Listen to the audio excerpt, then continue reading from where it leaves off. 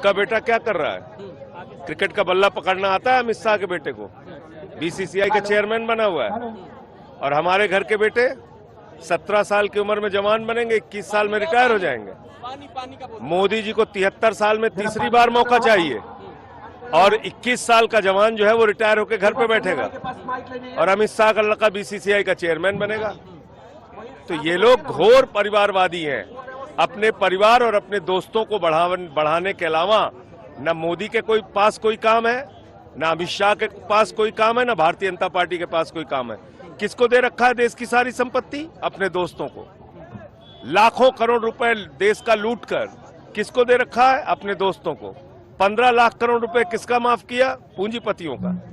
तो ये है इनका चरित्र। इसलिए हम इस देश का भविष्य बनाना चाहते हैं। मोदी और अमित शाह अपने दोस्तों का भविष्य बनाना चाहते हैं। हम देश के लिए काम कर रहे हैं, वो दोस्त के लिए काम कर रहे हैं।